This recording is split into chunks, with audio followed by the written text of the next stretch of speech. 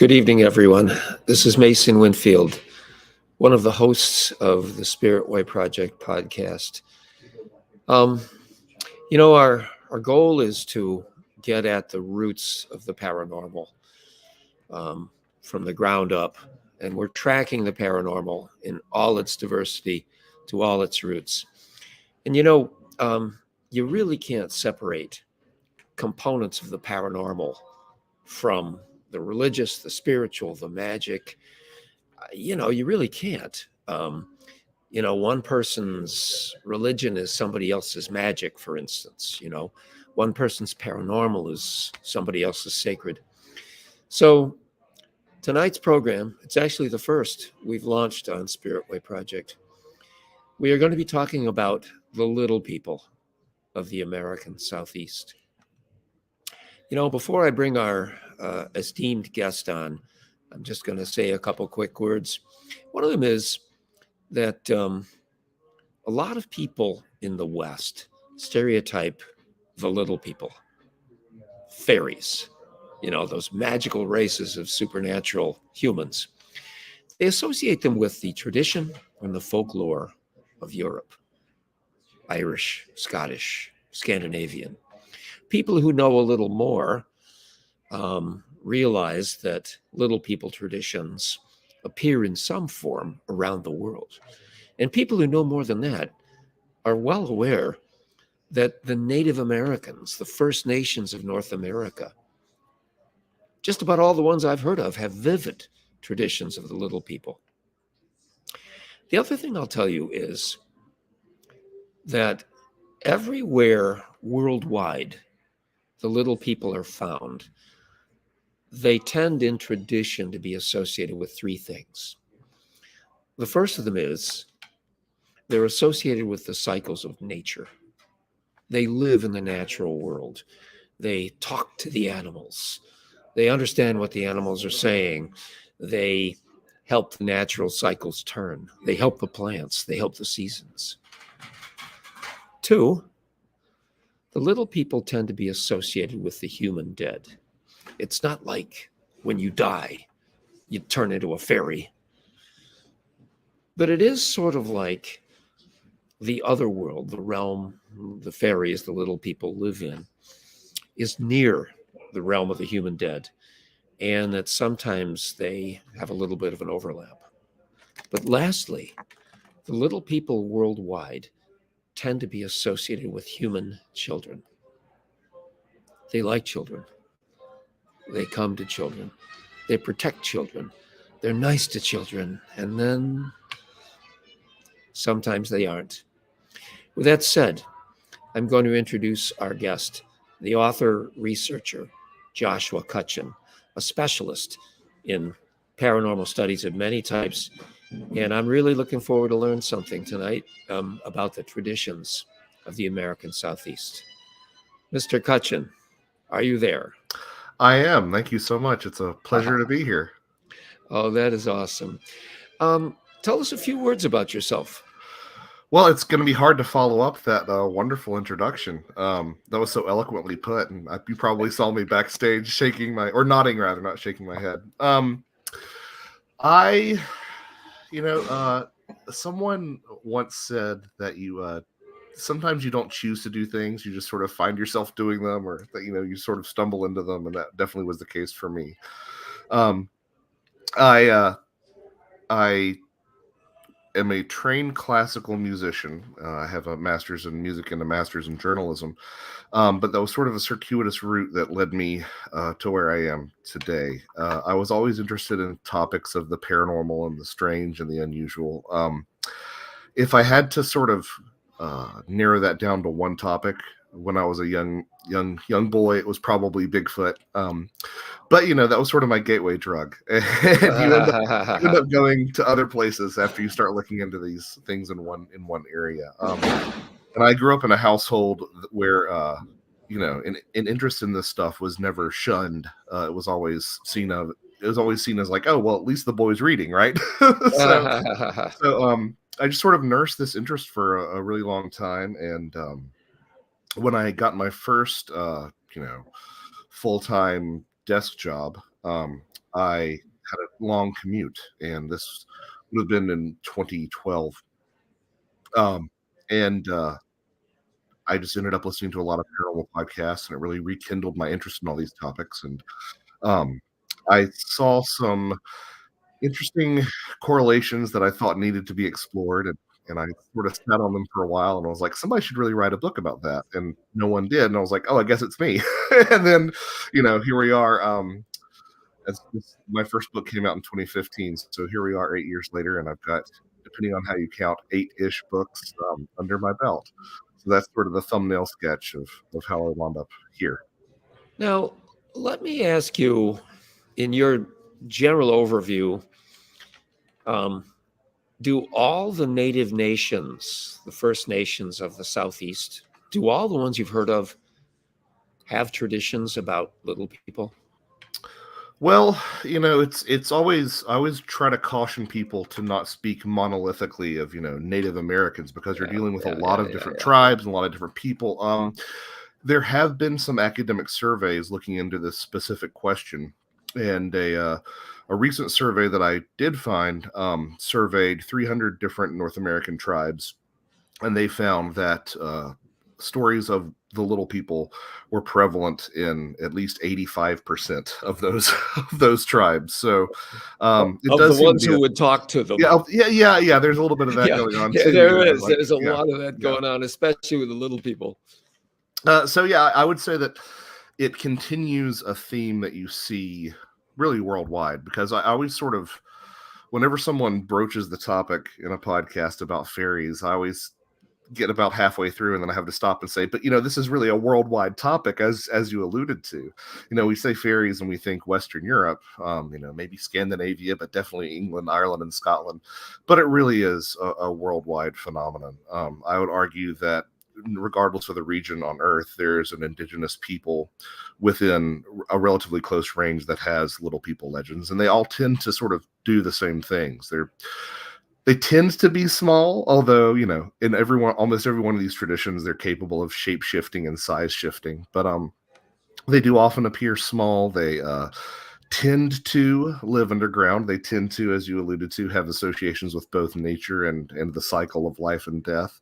And they do tend to have a fondness for, or an interest in, I guess would be a better way to put it, an interest in sort of the most vulnerable people in a given population, which in a lot of these contexts tends to be, the sick or women and children, according to certain, beliefs in these different populations. So you do see these same themes coming up time and time again. And, whenever I see something with that sort of a widespread distribution, I think it strongly implies one of three things, and I can't find another way for it to not be one of these three things. And the three things that it always puts in my head are, number one, perhaps there was more exchange of culture in the distant past between the old world and the new world, and all these different far-flung locations, and that's where these sort of ideas come from. I don't ascribe to that idea, but that is one possibility. Or two, something like the collective unconscious, the idea that these archetypes actually have some sort of reality, and human beings are just sort of born into this world with the same set of software, is a possibility. Or number three, people are describing something that has some sort of objective reality. And I would lean towards those two last possibilities more than I would the first, because some of this stuff just gets incredibly specific. What are here in the Northeast where I live, there's basically two big language families among the First Nations, the Iroquoian speakers, and there were some in North Carolina, the Tuscarora. Right. Somehow they ended up in North Carolina. They're the only Iroquoian speakers, there. It's like my cousin Vinny, how do you end up down south when you're. But the other big language family is the Algonquin. Mm-hmm. Algonquin, whatever they say it. And they tend to share a lot, but yet they have separations. They're not identical, but yet the little people traditions are quite similar. Could you suggest to me the language families in the Southeast? I mean, there are two major categories, or would you say there's many more? To the best of my knowledge, a lot of the areas that I tend to look at, Western North Carolina, Tennessee, Northern Georgia, would be Creek and Cherokee. There was infamously the removal of the Cherokee along the Trail of Tears, but there are still quite a few populations of the Cherokee in this part of the world. It's interesting what you mentioned about that sort of diaspora from the Northeast down to North Carolina, getting that far. I think a lot of us carpetbaggers. Well, I think a lot of us really we underestimate the level of cultural transmission that was in the Americas. I mean, there is evidence of there's evidence of commerce from the Great Lakes all the way down to Mexico. I remember I had the distinct pleasure of visiting Cahokia this past summer over there, on the Illinois Missouri border, and I was reading about this one copper plate, I believe it is, that was found at Cahokia, and they said that they believe that it was made at Etowah, at the Etowah Mounds, which are like 30 minutes from my house. And I'm like, it took me 8 hours to get here by car, and it really put in perspective there, how much of a cultural exchange there was going on. So it was massive. I'm going to take a little aside here. It's not really about the little people, but I attended a conference on the Hopewell in Ohio maybe 10 years ago. Some gripping reports and cutting edge scholars. It was fabulous stuff. This one guy came up with a map. You got the continental United States right here, and he was showing 5 different points, like Washington, New England, Florida, New Mexico, far-flung points where trade goods from the Hopewell had been found. And then he had another map where DNA was found, evidence of human, not only travel, but also, making whoopee. And they were all the same. It's like the trade goods and the whoopee, went together. Well, it's astounding. We talk so much in sort of esoteric circles about, we speak with this sort of reverential fascination about places like Stonehenge and how far away the stones were quarried and how they must have been brought at this great, expense and effort. But then, you go to some of these sites, again, like in the Midwest, and they'll contain seashells that are from the Gulf of Mexico. And you're like, wow, people had very specific, the human race had a very specific interest and very specific requirements for these sacred sites that they were building, regardless of where they were. That is one of the great interests of Sprit Way Project. And I can tell right away, you're going to be a guest that we're going to want to talk to again. But before I comment on the ancient monuments briefly, I wanted to ask you, or I wanted to mention that the Cherokee might be an Iroquoian group, that their language may have separated by 1,000 years, but I'm pretty sure the Cherokee are Iroquoian. And I know they've got traditions, not only, well, at least in the West, I know they've got traditions of the little people. Very similar to those of the Iroquoians.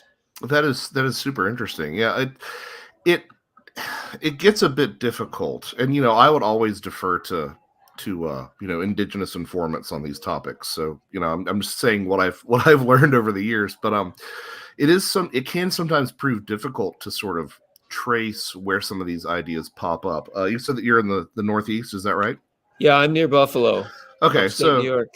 So yeah, you've got this whole Pukwudgie thing going on in the Massachusetts area, where people will talk about Pukwudgies or Puckmawudgies and stuff. But if you trace that specific term, as best I understand it, that wasn't a term that originated with any of the tribes there. It was actually a term from the Midwest that got imported into the Massachusetts area by doing some colonial writing. So it kind of, but that's sort of what fairy folklore does. And I would argue that these spirits, if we're going to sort of categorize the fairies in that sort of broad, ambiguous term, I would argue that these spirits sort of travel with the folklore. They sort of travel with our tongues. Because, you do see some of these beliefs from places like, Ireland, getting imported over into the Northeast as well, especially along Nova Scotia and Newfoundland. A lot of fairy folklore from Ireland and the British Isles survived intact over there. Blatantly. And it's almost like the phenomenon sort of changed its appearance. There were existing indigenous beliefs in these little people, and they almost sort of, depending on the ancestry of who was looking at them, sort of adapted and changed in that way. But, a similar thing, there's this syncretism, to use a religious term, this blending of religious beliefs, this blending of fairy beliefs that you also see in conjunction with a lot of South American stuff. I mean, at one point, the indigenous term would have been Cheneques for these little people that are seen throughout Mexico. But, there was an importation of beliefs in the duende from the Iberian Peninsula. So nowadays, these terms get sort of used interchangeably. But, you also have, as you go down through Central and South America, plenty of tales of other beings, including the Alux or the Alashab, Alush. And they sort of, so that's always the biggest thing, right? That's the thing that I struggle with the most when I look at the sort of New World fairy folklore, is that some of the similarities are so specific, and we can get into those if you want to, but some of the similarities are so specific that I take a step back and I say, look, either we're dealing with the objective observation of something that sounds similar because it's just the same thing, or there's some cultural contamination there. And obviously we know that the cultural contamination came through in beliefs, but there are accounts of some ethnographers. I'm thinking specifically of I believe it's James Mooney, who wrote A History of the Cherokee. There are some ethnographers who, when you read it, it reads like they're trying to present these beliefs as unbiased as they can. And it's so specific, it sounds just like what was happening overseas in Europe, that I don't know if it's, the ethnographers' beliefs and superstitions bleeding in to sort of taint the indigenous lore, or if, again, it's that objective reading. I'm not sure, but that's something sort of a caveat that I think always needs to be kept in mind when we're talking about this. That's so perceptive.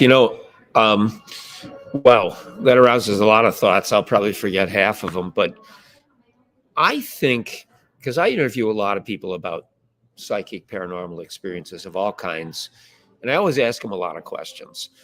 And I don't get a lot of people who tell me stories about little people, but it's a very rare apparition category in upstate New York. Mm-hmm. But I always ask them tons of questions. And, it's like little people, they're hard to fit into the paranormal psychic record. It's not like a ghost in a haunted house that's presumed to be, by some people, the spirit of a late human. It's not a cryptid. It's not a UFO. It's kind of in between. And, back during the Victorian period, in the early days of parapsychology, there was serious study and research applied to fairies and little people as though they might be some supernatural race. I don't think too many of the serious researchers believe that. Right. I mean, it's something of a punchline, right? Like you say, hey, I'm researching Bigfoot. I'm not researching leprechauns or unicorns. It's always sort of lumped together in that sort of punchline sort of context. But, to use that word again, context, I think that's what really defines our interpretation of a lot of these things. I'm fond of saying that, if you see a strange light in the sky, it's a UFO, it's an alien spacecraft. If you see that strange light in a haunted house, it could look exactly the same, and now it's a ghost. If you see it bobbing over a stone circle in Ireland, it's going to be a fairy, or an earth light, or if you see it in the woods in Seneca country, it's a witch. Yeah, exactly, precisely. Yeah. So I guess that's sort of the thing that I always keep returning to, is that, number one, you've got, especially in, if we look at Western Europe, the term fairy was used in a way similar to the way that we might use the word paranormal or supernatural today. So that sort of confounds us sort of discerning one thing from another. But another thing is that I don't think that any of these labels that we want to put on things are really, it's not the thing itself. You know what I mean? One of my favorite memes. It's our term. one of my favorite memes that I've ever seen is this guy. He's got a hammer and some nails, and there's the tide is coming in at the beach, and he's hammering into the tide, and the tide says reality, and each nail says language. It's I think that even though the little people are not seen in that context as often today, and honestly, if you start asking around, it's a little bit more common than you'd think, but even though the little people aren't seen as often in that context today, a lot of my research focuses on the fact that it seems like a lot of what we would associate with alien abductions today seems pulled directly from that older fairy folklore. And that's not to say that fairies are aliens or that aliens are fairies. It's to say that whatever we call this thing, this other intelligence, is dependent upon the cultural context in which we're sort of embedded at any given time. Yes, yeah. Some of the UFO abductions do have similarities to the old legends of fairy captivity. The small beings, green, and stuff. Well, like I mean, that. it gets it gets hyper specific. So I was very much of the opinion that it was kind of, I'd say, yeah, they're pretty similar, but I don't know. Maybe they're not, a 1-to-1 match. But I've gotten to the point where if I see something in one body of folklore, I immediately go and look for an antecedent in the other, because one of my favorite examples is this idea that you'll see. I primarily know it from Newfoundland, but apparently it was imported over from Ireland, as we mentioned earlier, of the fairy blast. And the word blast shares a root with the words blister and blustery. And the idea was that if you offended the fairies, they would hit you with a blast of air on a blustery day, and it would raise a blister. And if you read the stories of the sort of folk surgeries, I guess you could say, you'd go see a cunning man or a cunning woman to sort of open up this fairy blast blister. They'd open it up and they'd pull out, a bit of ceramic or a bit of glass or a bit of bone or a tooth or any number of just trash, right? And to me, that sounds so much like this phenomenon that we see in the UFO experiencer community of alien implants, which again, whenever they're removed, are almost always mundane things, to the extent that skeptics say, "Oh, you stubbed your toe on a."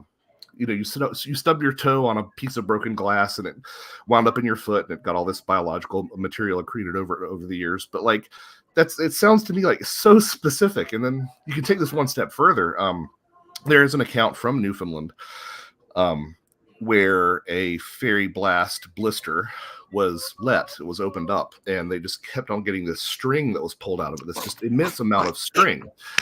And if you look at sort of the UFO folklore, and I say that with all the love in my heart, I believe that there's an objective reality to this, but if you look at the UFO folklore, there is a belief that some people who are experiencers are more likely to suffer from Morgellons disease. And if you're familiar with Morgellons disease, it's kind of a controversial topic because some people think that it's not a real condition at all. But one of the symptoms of Morgellons disease, is you have a lesion from which these fibrous little pieces sprout. So again, that's just I don't want that. That's so specific that it sort of makes you wonder that if these aren't, again, culture dependent terms that are describing the same phenomenon interacting with human beings. Huh. Wow. Boy, you certainly have made a good study of this. That's cool stuff. Are you sure the now you're talking about Nova Scotia? I would think, now the Irish and the Scottish, their traditions are very similar. I would think Nova Scotia might have a few more Scots up there than the Irish, wouldn't you? Yeah. So I might have misspoken in that regard. Oh, I'm sorry. I won't do that. No, I completely might have misspoken. You owe me one. You get me when I screw up. No, there's this wonderful documentary. I'm trying to remember. It's called The Fairy Faith, and you can find it on YouTube to this day. Oh, wow. And it's about comparing and contrasting those. And yeah, now that I think about it, he's talking about Cape Breton and he's talking about Schiehallion and comparing it to all those Scottish sites. So I misspoke in that regard. But it's a fantastic documentary that you can still find on YouTube. And I'm not sure exactly what Film Corporation was prepared for, but it's great. Yeah. It's a great one to watch. Yeah, I don't watch a lot of videos. I read fast, and I don't have the patience for a lot of videos. I mean, but I'm the same way. A paranormal television, I have a very low opinion of, generally speaking. But this is how dare you say a thing like that? Don't hurt my feelings. This is one of those documentaries I haven't in recent years, but I used to like make it a point to watch it once a year because it's just that darn good. Yeah. You know, what we're trying to do with Sprit Way Project is we're trying to lift the bar and show the public that, wait a minute, you know, TV is giving you kind of narrow perspectives, you know, and there's a real subject there, and we're not telling you what to believe, but just listen to the research, you know. Hey, I wanted to ask you something. Now, you guys down in the South have some ancient earthworks and monuments, a lot along the Mississippi River. I'm imagining. Is there any association of the little people with those ancient monuments in the South? So that is part of the reason that, we've discussed the prevalence of little people belief amongst Native American tribes, but that's part of the reason that I find, and I guess fortunate that I am here, I find little people beliefs in this corner of the country so fascinating, is because while you will find associations between fairies and earthworks all over the globe, I can provide examples from Madagascar or Fiji or all these different places. The association, which is quite strong in Europe, is not as strong in North America, with the exception of... I haven't found it that way too. I agree with the exception of the American Southeast. Is that right? Yeah, it's really interesting, but there is a strong association between one... Okay, let me back myself up because I got to make sure I get this right.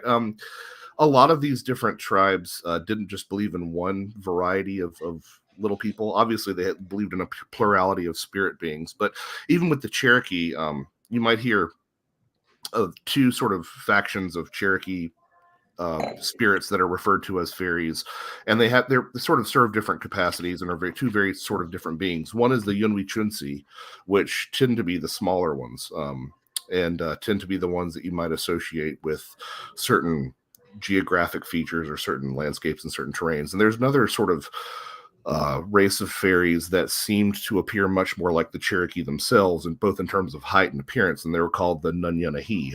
And there's a strong association between the Nunyanehi and these earthworks, to the extent two of my favorite stories regarding this association.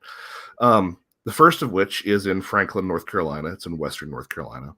And there is a mound there. I do not believe it contains any burials, but it's called the Niquosi Mound. And at one point, it was part of this Cherokee village that was there. And there is a story that the Cherokee were under siege by an invading tribe, and that the Nunyanehi actually began pouring out of this particular earthwork. And they ended up repelling these invaders. I believe in some retellings, like, the invaders sort of start to suffer from these invisible blows, and then eventually the invading forces all strewn about the battlefield.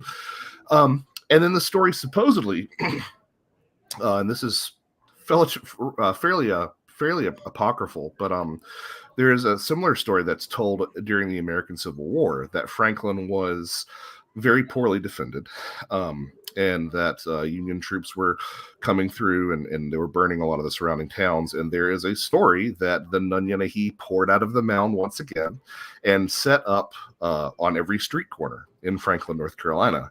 And they did so, and the Union scouts, it is said, took a look at Franklin and said, wow, they've got soldiers on every corner, let's get out of here. And they spared Franklin. I have no idea if that's true, but I think that's... Oh, wow. I think it's a really interesting story, and it shows that association with earthworks. Tragically, I've heard that's a cool town. I got to get through there sometime. It's a really cool town. I wish that there was a little bit better care taken of the Niquosi Mound, because it's kind of like between two heavily trafficked highways, and it's not quite an industrial park, but it's kind of like an industrial park. And they preserved it in the sense that they haven't bulldozed over it, which this day and age in America, I suppose we should be grateful for. But I just wish every one of these mounds was a park, a UNESCO site. Yeah.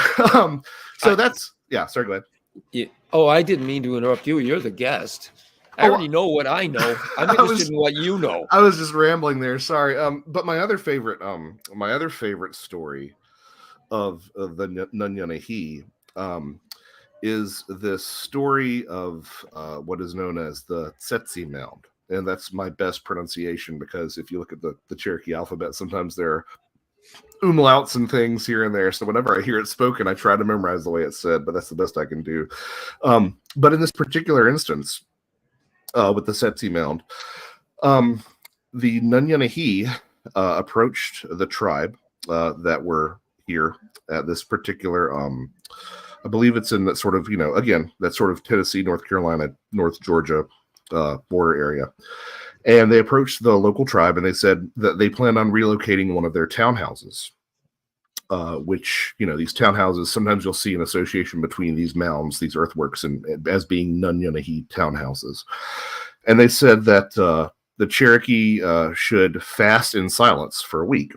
And sure enough, after they fasted in silence for a week, there was this invitation that would be extended to them that they could go with the Nunyanahi.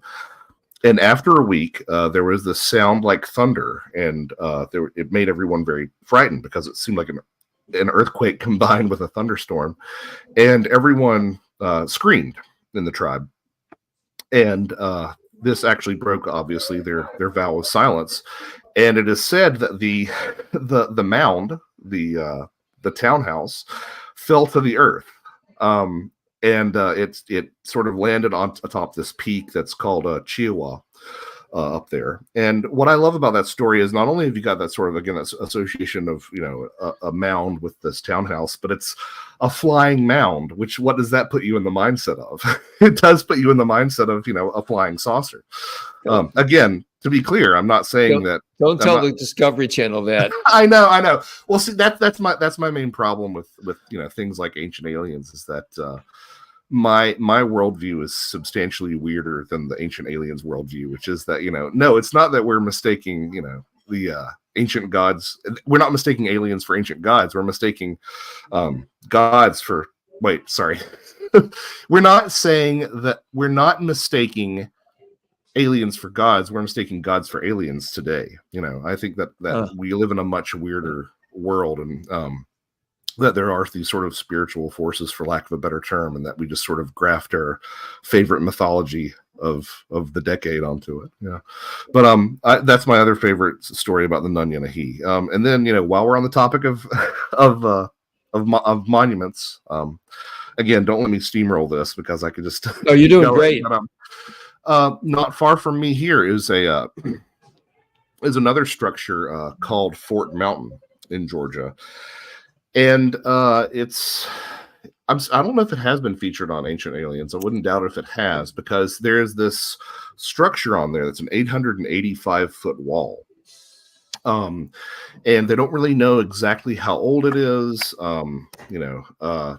There have been a lot of different ideas of who built it, and we'll sort of circle back to that here in a moment. But there is an association between this sort of wall on Fort Mountain, so named after this fort, with this race of beings known as the Moon-Eyed People.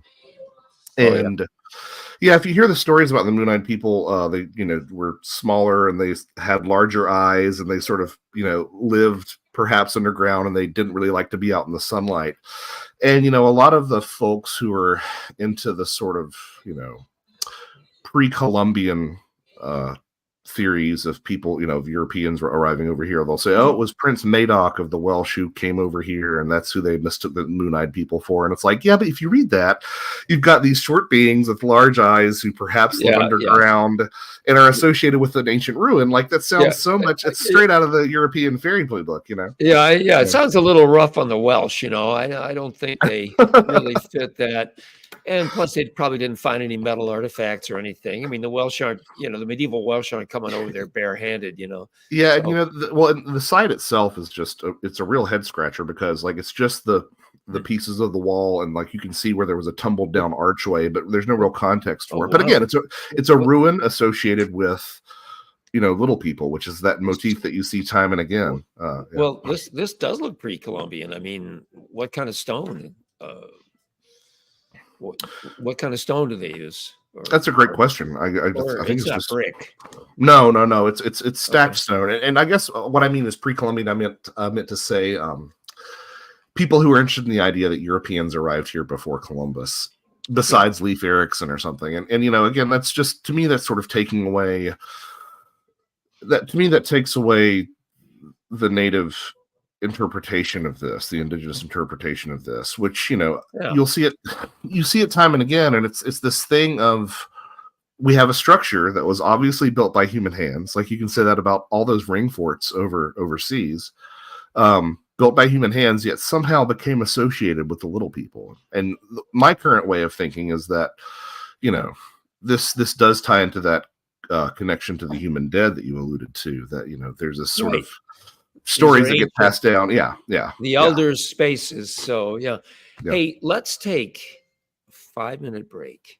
Sounds great. We have been motoring. I was planning to take our break at like 25, 28 minutes, and you're so gifted and informed that we just kept motoring. But I'll tell you what, we're going to make a nice compressed program of 1 hour in total length. And if the listeners want more of us, they can ask me and you back. So let's take a break, and I'll see you in 5. All right. See you in a little bit. All right.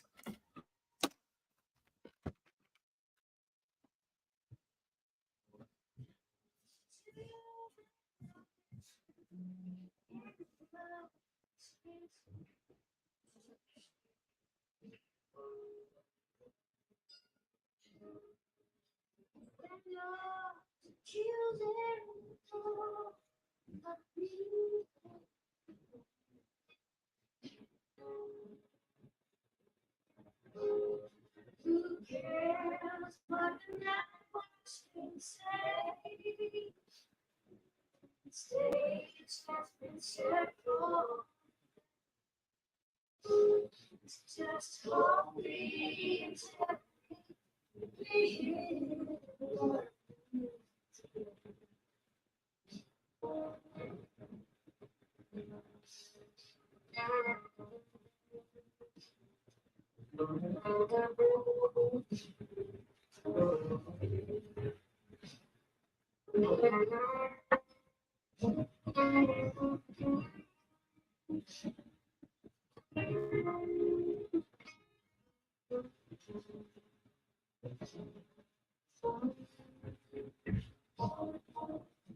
Rose cabin, a few stars hang on to the sky.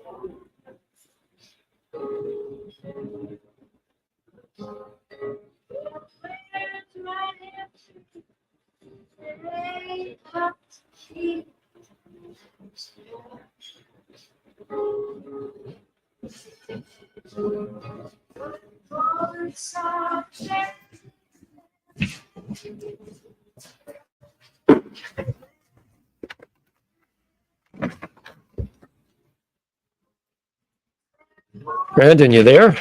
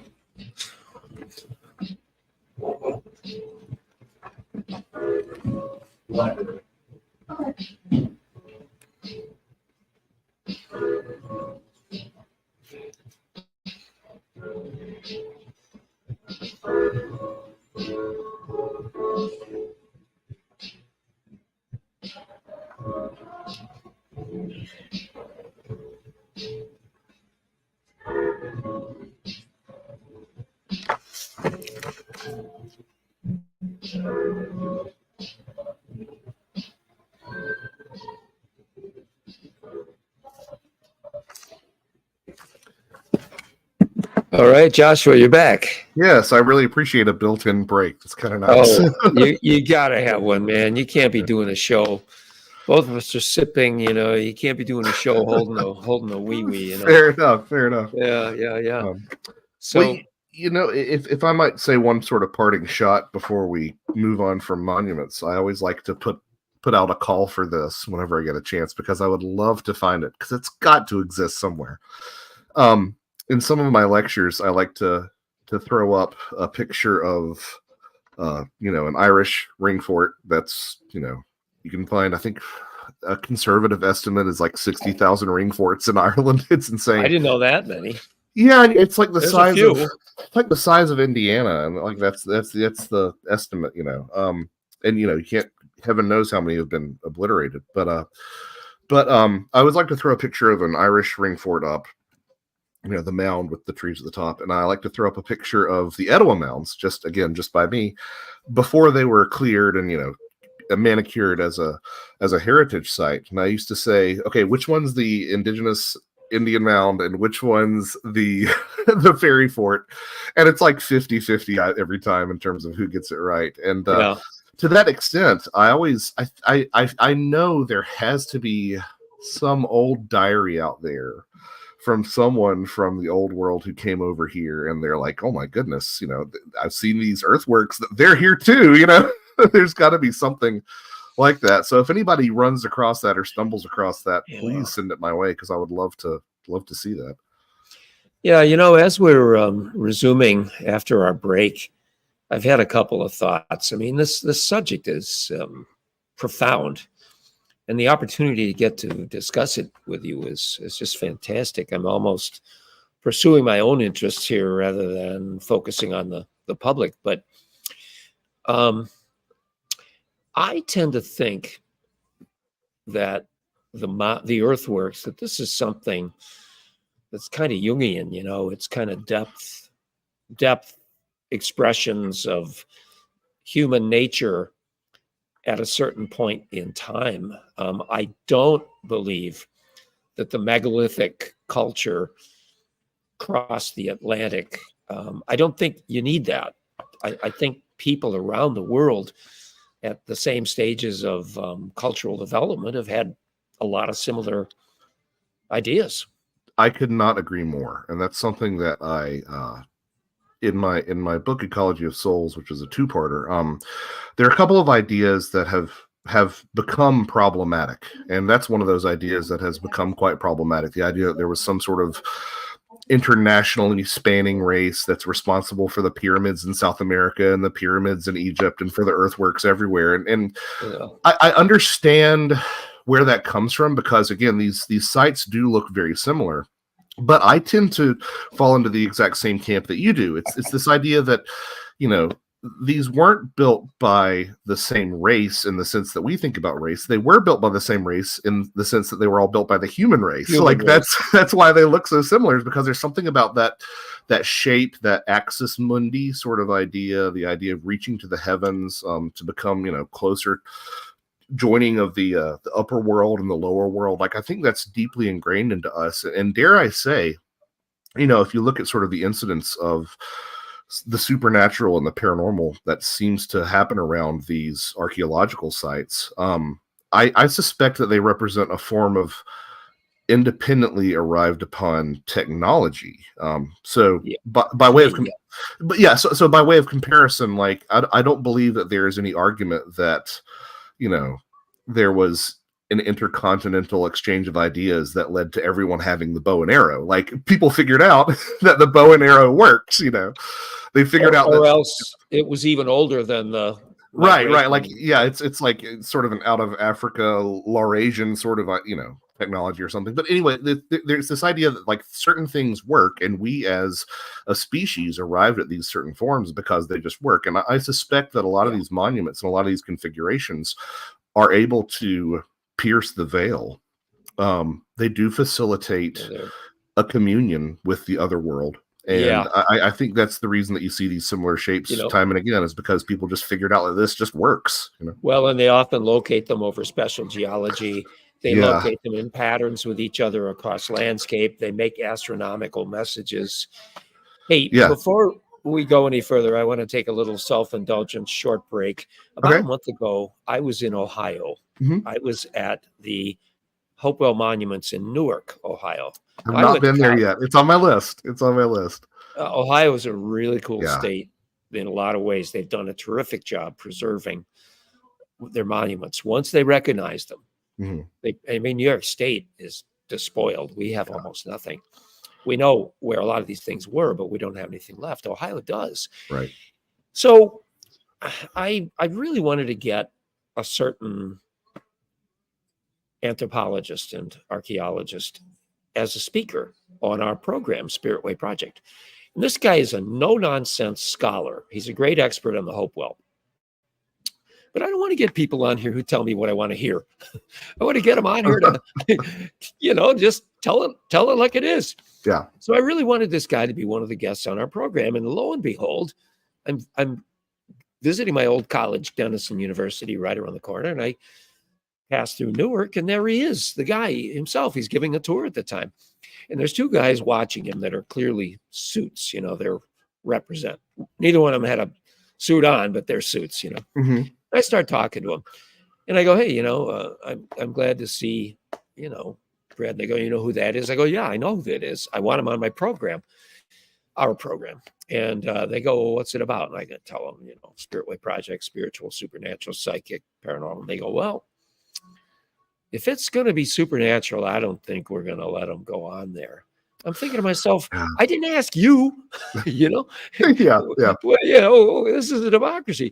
And the other thing, so I talked to them briefly, and I promise you briefly, about sacred space. I said, the year has a calendar, and we know when it's sacred time. It's Christmas. It's Halloween. All we do is stay wherever we are, and it's sacred time. Where we go for sacred space, for cross-cultural, acknowledged, where we can go to a place where the ancestors, the elders, commemorated spirituality for thousands of years. I said, you guys are doing a great job preserving this place. It's fantastic. I'm really grateful that you guys have preserved this sacred space.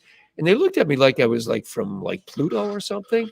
Just went right over them. And one of them goes, well, that, and they shifted immediately back into issues of, it was like, I'm thinking to myself, you guys are in charge of these things and you don't know what you got.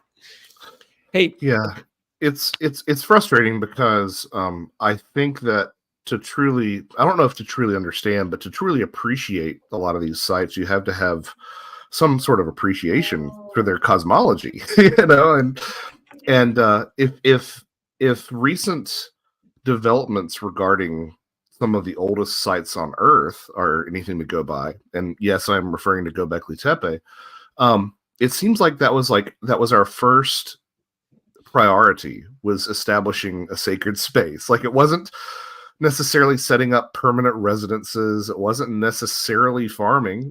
It was to create a temple. That was the first thing that we wanted to do. Was to create a sacred space. You don't have to be urban and agricultural and industrialized to need sacred space. Yes, 100%.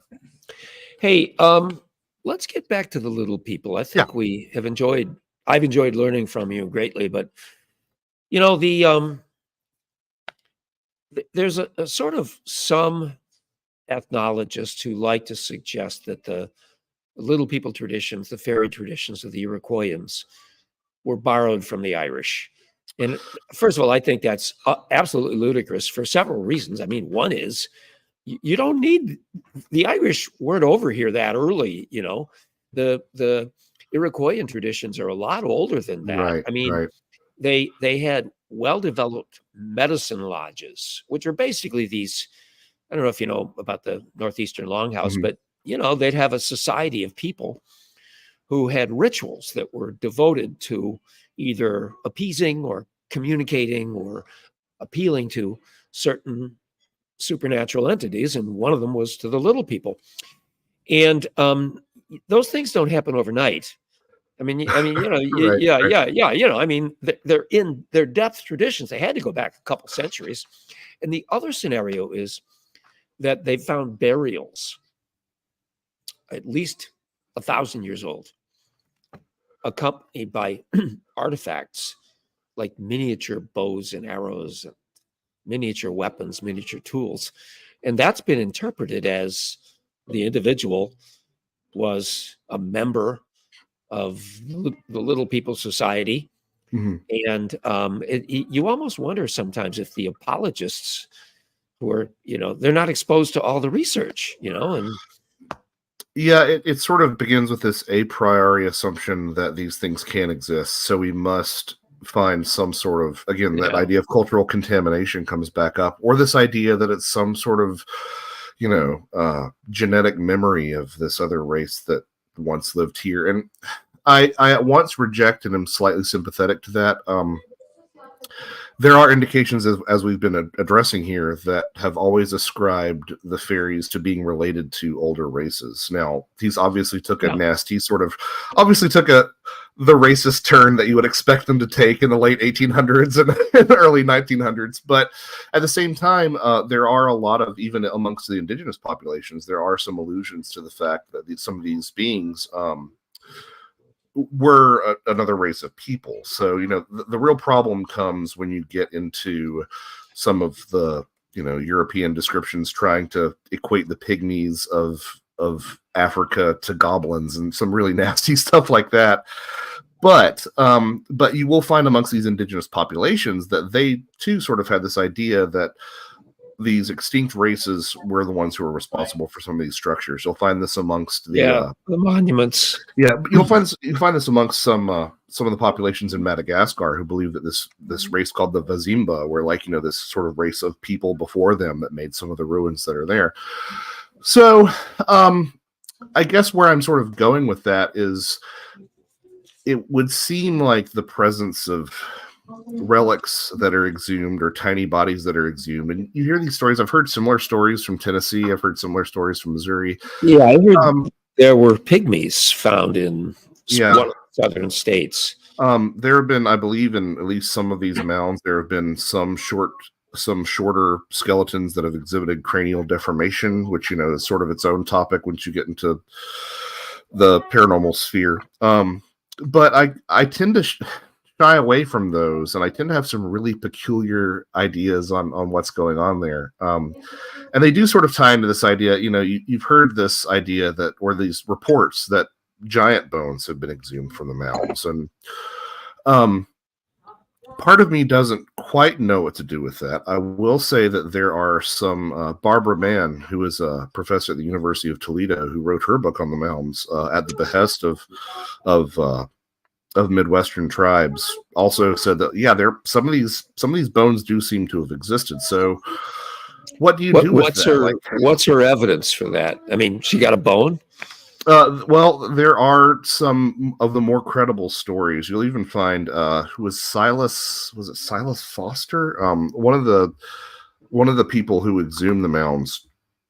I don't think it was Silas Foster. I don't know where I got that name. But some of the people who ended up dispelling a lot of the mound myths about them being, this race of mound builders, said, yeah, well, these were indigenous mounds. They were built by Americans, but we do find some really oversized skeletons from time to time. So, I don't quite know what to do with that. I tend to fall into this this attitude that some of these small skeletons or large skeletons, if they did exist, might be something more akin to apports or saints relics. And I know that's kind of a get out of jail free card for me to say that they didn't exist, but they did. But there do seem to be these sort of relics that you find in association with things like fairies that imply a certain physicality that they seem to have. I mean, You mean among the Native American people, they're holding on to these things? Is that what you're saying? No, so for example, if you look in Europe, there are traditions where people have, produced tiny little boots that have been analyzed that have been made of mouse leather, and you'll find these tiny little fairy goblets, and you'll find again in Scotland there is a tradition. There's one family that has a fairy flag. Does that mean that there were actually Does that mean that there were actually little people like wearing these objects and drinking from these tiny chalices and waving these fairy flags? I don't think so. I think that for me, again, they sort of do fall into that category. And this is an idea that Patrick Harper talks about in his book, Demonic Reality, that they do seem to be something that does sort of conform a little bit more to apports and saints relics, these things of dubious provenance, but they certainly exist and they certainly have a power to them, but they're almost like they're fabricated out of, pure mental energy or something along those lines. And it's, again, I realize that's, sort of a hand wave excuse, but that's the way that I tend to sort of compartmentalize them in my head. No, let me ask you this. In the Southeast, do you hear traditions about families among the Native Americans or even white people forming connections with the little people, like a tradition of friendship? I believe that there are some indications of certain lineages in the Creek and Cherokee traditions having sort of an affinity with the little people. And that's certainly that you'll hear in even more modern eras, although I can't provide any specific examples. I have heard stories of, people in rural Appalachia who, claim to have sort of had sort of this tradition of seers and, cunning men, cunning women, that sort of tradition being passed down from generation to generation that allows them to see things and to experience things other people can't. Are these whites? Well, in the case of the Cherokee and the Creek, no, but in this case, yeah, these would be sort of rural Appalachian whites. Okay. Do you have any conviction that they're the little people? Well, maybe I better just spring this right now. When eyewitnesses are reported to have, when they report seeing little people, the little people they see, if you can get a description of them, are almost always of their own ethnicity. White people see little white fairies, and Native American people see Native American, little Native Americans. It almost makes you almost want to go back to the Victorian concept that these are elemental beings and they appear to you as you're kind of inclined to see them, that you make like a Rorschach test, you make meaning out of what you see. Right. Well, there is this scholar by the name of Simon Young who has compiled a wonderful fairy census, and he's getting ready to roll out an update for it. But it does include a bunch of contemporary accounts. And I have found plenty of people who are of European descent who do see little beings that they describe as being, appearing more like the Native Americans of the area that they're in. But having said that, I definitely know what you mean. I mean, there's been a lot of discussion in the UFO community, for example, of the fact, like, why are the good aliens the tall whites? Like, that's kind of, that should raise some eyebrows there, right? The Nordics, what are we doing with the Vikings? Yeah. Like, and so what I tend to think is that there is some sort of exchange going on in a lot of these encounters. And I do think that there is some conformity to our expectations and our beliefs. I think that would, if that is indeed the case, it would provide a mechanism for which this phenomena to suddenly throw on the trappings of, sci-fi culture and appear like a spaceship from another planet. I think that there is sort of a co-creation that goes on between the observer and the observed. I have a couple of ideas for how and why that might work, that particular mechanism, but But you do see examples of, they've often been sort of attributed as just eyewitness inconsistencies, but you do see examples of 3 out of 5 people seeing a UFO and the other 2 don't. Or, 2 of the witnesses say that the lights were flashing green and the other 2 say that they were flashing red. So there's something about perception, something very personal, I think, is going on in a lot of these encounters. I even found an account from the Tower of London where there was a ghost that was seen by like 2 out of 3 people, and the third person didn't see it at all. So, that goes back to something I said a little bit earlier about the witness experience, but it almost makes you wonder if some of these apparitions are very specific to perspective, light and shade and all that. I heard a story about a Tuscarora artist in my area who was painting in the woods one morning, and he saw this little being. And it was obviously supernatural, and it didn't look completely human, but it was human-like. And he was terrified. He was just caught it on the forest floor through a little glade.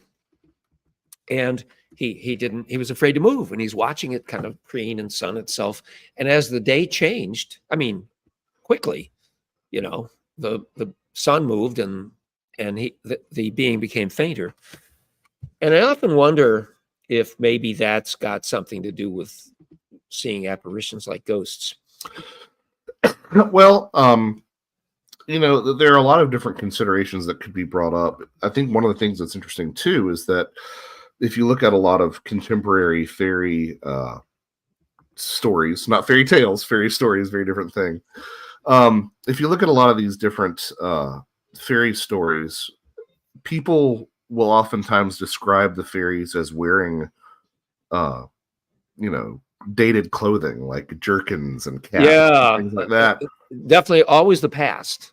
Always the past, except for the stories that took place in the past when that clothing was contemporary. You sure about that? The fairy garments have remained unchanged since, for the past several hundred years. You will find some accounts, again, some more modern accounts where some of these, sort of Native American fairies are dressed in these stereotypical like buckskin or loincloth or something. But Tonto. Yeah. So I kind of don't know how to interpret the fact that their clothing is sort of arrested in that fashion. It's sort of frozen in time. It does put me, I don't know how this is related, but it feels like it is. It does put me in the mindset of one of my favorite UFO stories from Africa, from Zimbabwe, I believe specifically. The late UFO researcher Cynthia Hind interviewed a gentleman by the name of Clifford Muchena, and at the time, it was a semi-publicized account where this rolling fireball came down through his village. It was so confronting that Clifford actually ended up ringing the alarm bell for there being a fire there. And as he fell to the ground, the last thing he saw were these several beings that were wearing these shiny coveralls. And Cynthia Hind is approaching this as a UFO investigator, and she goes, "Well, what do you think about seeing these spacemen?" And Clifford's like, "What are you talking about, spacemen?" He's like, these were my ancestors. We all think that these were my ancestors." And Cynthia Hind says, "Well, I don't think that your ancestors would be wearing shiny coveralls." And Clifford Muchena goes, "Times change." I love how matter of fact that answer is. This has been fabulous. Oh, I've got so many questions for you. We'll just have to have you back on. Yeah, sounds good. Thank you, Joshua. You are a fine paranormal scholar. I'm not just blowing smoke, because I feel like that card game scene in Butch Cassidy, the Sundance Kid, where he goes, you're a hell of a card player, pal, because I'm a hell of a card player. Well, I don't think it's that I do anything better. I just think for some reason, I have this retention for a lot of this stuff. I can't tell you what I ate for dinner or something that my son said 2 weeks ago, but I can tell you, all about this random stuff. So I guess this is what, again, coming back to what we were talking about at the beginning, this is what I ended up doing. And I guess there was an affinity there. So I appreciate it. Appreciate your kind words. I hope people have enjoyed our digressions. You've been so interesting to talk to that I've just taken us in lots of directions. I'll make a list of some very precise questions I have. All right. about the little people. I'll make a top 10 list, and we'll call you again. We'll get you on here again, and we'll stick to the subject. But And thank you. I'll keep my answers to 15 words or less. And then I don't think you have to do that, man. I think you're doing pretty good. oh, I appreciate it. So I think I want to thank everyone for attending our first program. I, of course, want to thank our guest, author, researcher Joshua Cutchin. And I would like people to join us in future episodes and help us try to turn this world around. We need some help. Yeah. We need some spirituality, and I'm not trying to tell you what it is, but we really have to start finding that and helping to make a better planet, a better, more compassionate planet, a more understanding planet. And thank you for your work, Joshua. Thank you so much. This has been a real pleasure. Oh, be good. Well, don't be a stranger. Good night, all. Thanks from Sprit Way Project.